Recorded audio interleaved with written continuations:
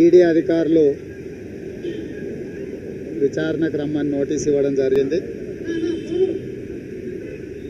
బాధ్యత గల పౌరుడిగా విచారణ అధికారులకు సహకరించడానికి ఈడీ అధికారుల ఎదుట హాజరవ్వడం జరిగింది.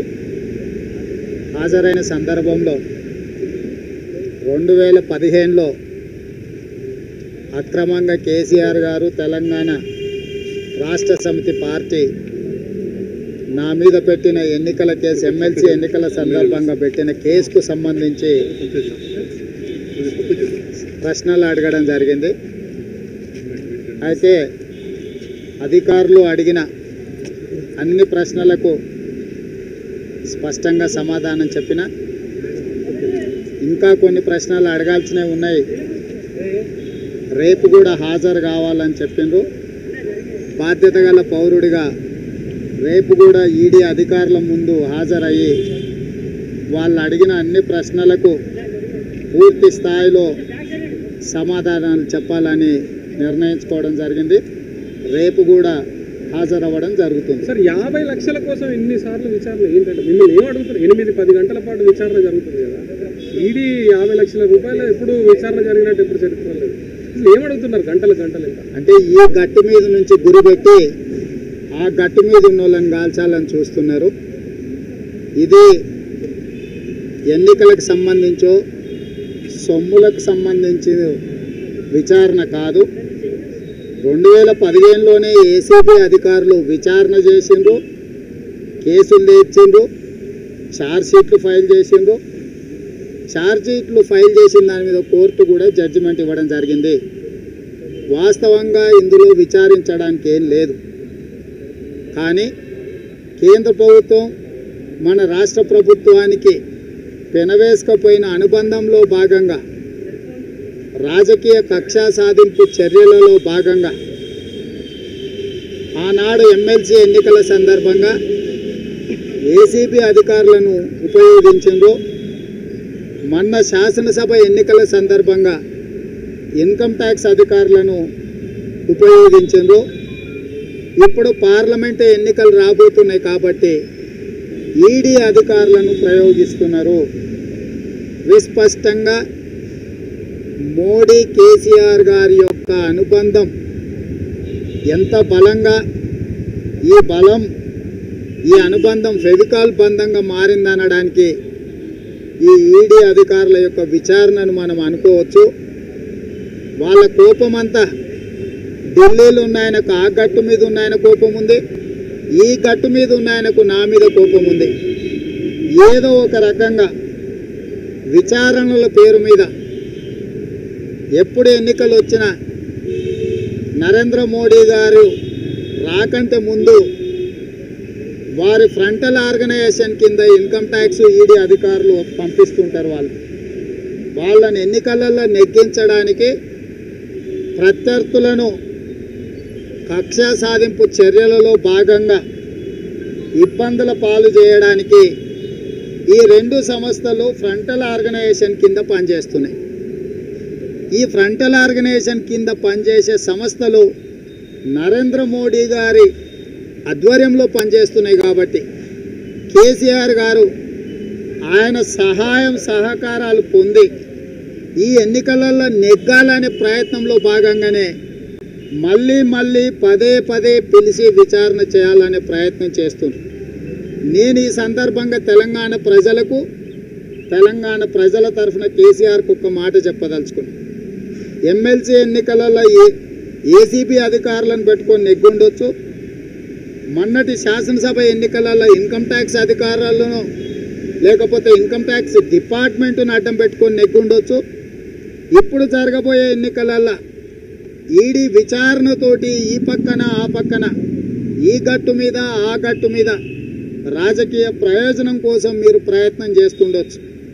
కానీ మొన్న జరిగిన ఎన్నికలలో ఎన్నో అక్రమాలకు పాల్పడి, అధికార దుర్వినియోగానికి పాల్పడి నువ్వు తిరిగి అధికారాన్ని చేజిక్కించుకున్నా, రెండవసారి అధికారంలోకి వచ్చిన తర్వాత ఆయన చంద్రశేఖరరావు గారు మారాలని, ప్రజల సమస్యల మీద దృష్టి పెట్టాలని, ప్రజా సమస్యల పరిష్కారం కోసం పనిచేస్తాడని ఆశించి కొంతకాలం సంయమనం పాటిద్దామని చెప్పి ఈ మధ్యకాలంలో ప్రభుత్వం యొక్క తప్పిదాల మీద మాట్లాడడం నేను కొంత తగ్గించిన. నేను మాట్లాడడాన్ని తగ్గించడాన్ని చంద్రశేఖరరావు గారు భయపడి మాట్లాడతానేమో అనుకొని మరింత ఉత్సాహంతో విచారణ సంస్థలను ఉసిగొల్పే ప్రయత్నం చేస్తున్నారు. ఈ సందర్భంగా చంద్రశేఖరరావు గారికి తెలంగాణ ప్రజల తరఫున చెప్పదలుచుకున్నా, తల తెగి కింద పడ్డా కూడా నీతో పోరాటం చేస్తాం, నీ అరాచకాలను అడ్డుకుంటాం. ఎంతకాలం నువ్వు ఇలాంటి విచారణ సంస్థలను అడ్డం పెట్టుకొని రాజకీయ పబ్బం గడుపుతావో నేను కూడా చూస్తా. తెలంగాణ ప్రజలను అమాయకులుగా లేదా పదే పదే మభ్యపెట్టి మోసగించడం ద్వారా అధికారాన్ని గద్దెనెక్కొచ్చని నువ్వు అనుకుంటున్నావేమో. నీ కర్మగాలిన రోజు, నువ్వు ఊచ లెక్క పెట్టాల్సిన రోజు. మోడీ కాదు కదా, వాళ్ళ తాత కూడా నిన్ను ఆపలేడు. నువ్వు అనుకుంటుండొచ్చు ఇట్లాంటి అక్రమ కేసుల ద్వారా భయపెట్టి లొంగ తీసుకొని అడ్డు తొలగించుకొని లేకపోతే రాజకీయాలల్లా వెనకడుగు వేస్తాడేమో అని నువ్వు అనుకుంటున్నావేమో. ఇలాంటి విచారణలు ఎన్నైనా ఎదుర్కొంటాం, ప్రజల తరఫున నిలబడతాం. కేసీఆర్ పతనమే తెలంగాణ ప్రజల విజయం. కేసీఆర్ పతనానికి సంబంధించిన పోరాటం ఖచ్చితంగా చేయడం జరుగుతుంది.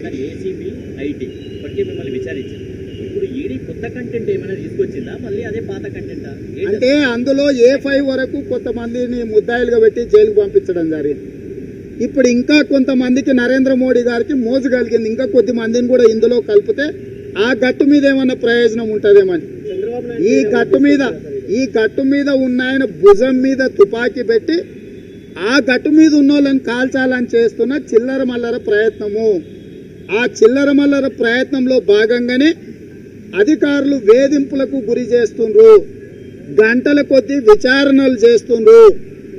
అసలు ఎన్నికలకు సంబంధించి తెలంగాణ రాష్ట్రంలో మన 100-150 కోట్లను మేము పట్టుకున్నామని చెప్పి రజత్ కుమార్ గారే చెప్పింది. 150 కోట్లను ఎన్నికల సందర్భంగా జప్తు చేసినప్పుడు ఏ ఒక్క కేసైనా ఏసీబీకి పోయిందా?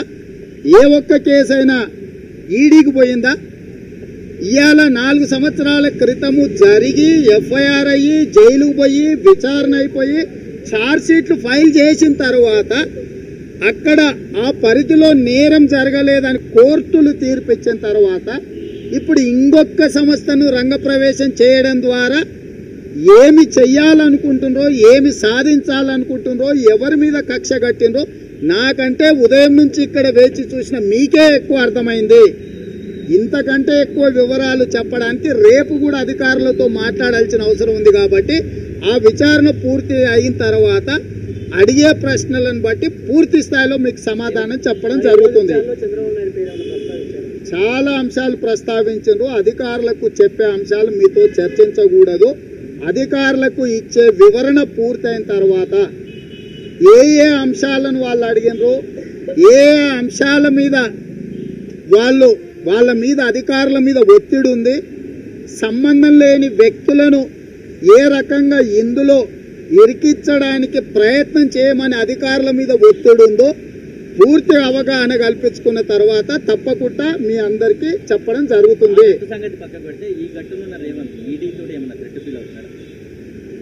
ఇప్పుడు ఒక నేరము అని చెప్పిన తర్వాత ఒక నేరం మీద విచారణ మీద ఛార్జ్ షీట్లు ఇవన్నీ పూర్తి అయిన తర్వాత ఇప్పుడు మూడో కృష్ణుడు ఎందుకు ప్రవేశించిండు, ఎవరిని ఒప్పించడానికి, ఎవరిని మెప్పించడానికి, ఎవరిని సంతోషపెట్టడానికి ఇప్పుడు మూడో కృష్ణుడు ప్రవేశించుండు.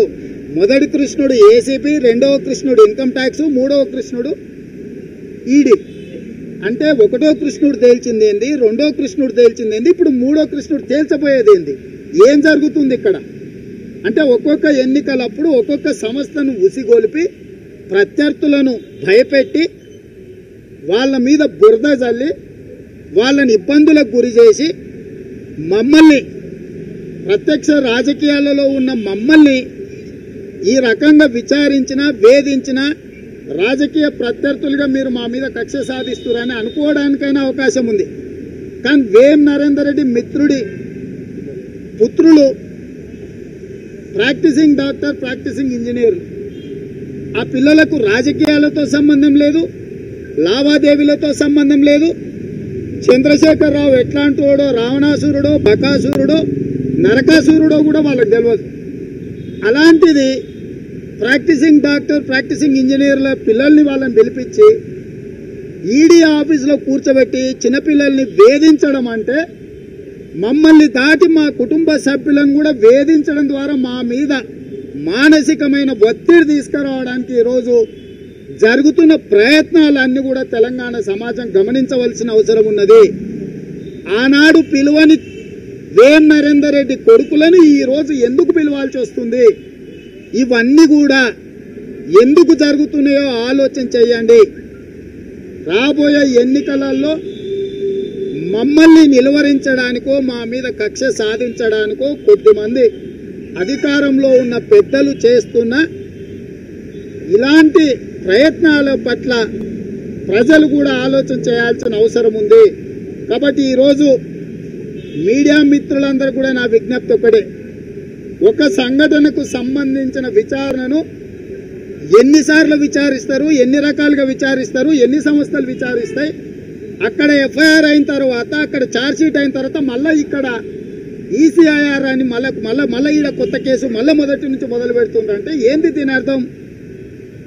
నేను ఒక్కటే అడుగుతున్న సూటిగా, ఈ రాష్ట్రంలో మన ఎన్నికలలో 150 కోట్లను మేము పట్టుకున్నామని చెప్పి రజత్ కుమార్ చెప్పారు.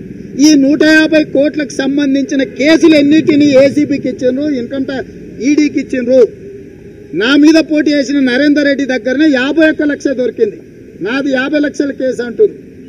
నా మీద పోటీ చేసిన నరేందర్ రెడ్డి దగ్గర 51 లక్ష రూపాయలు నగదు దొరికింది. 3 రోజుల్లోనే 7.5 కోట్ల రూపాయలు ఖర్చు పెట్టిన డైరీ దొరికింది.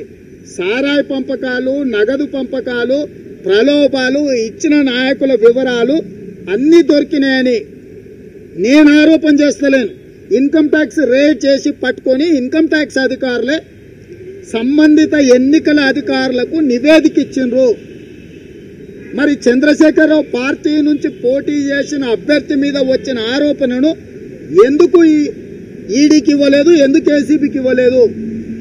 అంటే మీకు కావాల్సిన వాళ్ళు ఎన్ని నేరాలు చేసినా, ఘోరాలు చేసినా నరేంద్ర మోడీ గారి సహకారంతో కేసీఆర్ గారు కాపాడుకుంటూ ఆయన తప్పిదాల మీద పోరాటం చేస్తున్న మాలాంటి వాళ్ళ మీద ఇలాంటి వేధింపులకు గురి చేసే కేసులు పెట్టి వేధిస్తున్నాడంటేనే మోడీ కేసీఆర్ యొక్క అనుబంధం ఎంత బలంగా ఉన్నదో, వాళ్ళు ఎవరెవరిని వేధించాలనుకుంటున్నారో మీకు అవగాహనకు వచ్చి ఉండొచ్చు అని నేను అనుకుంటున్నాను.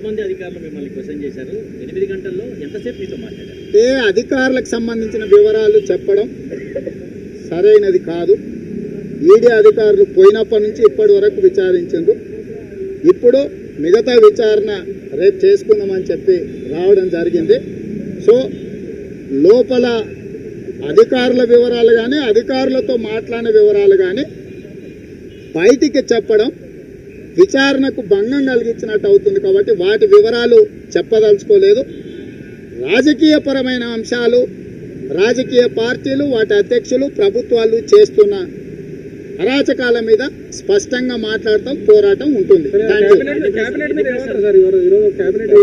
ఇంకా నాకు తెలియదు, నేను లోపలనే ఉన్నా కదా, ఇప్పుడు చూసినా కదా ఎన్ని రోజులు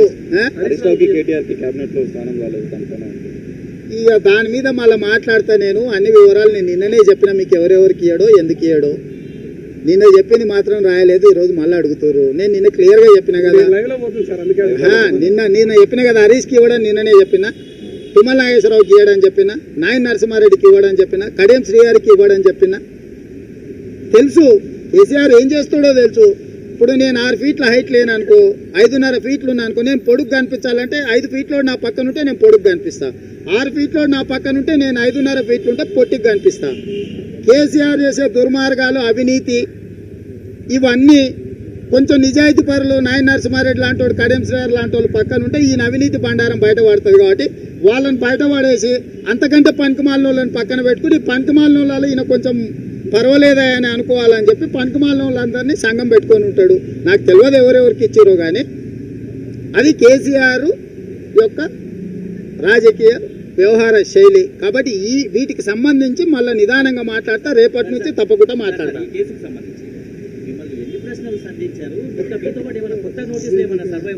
అవన్నీ విచారణ పూర్తయిన తర్వాత ఏం చెప్పాలనో ఏం చెప్పకూడదో అంచనాకు వచ్చిన తర్వాత మీతో పంచుకుంటా. Thank you. అది వాళ్ళని అడగాల్సిన ప్రశ్న.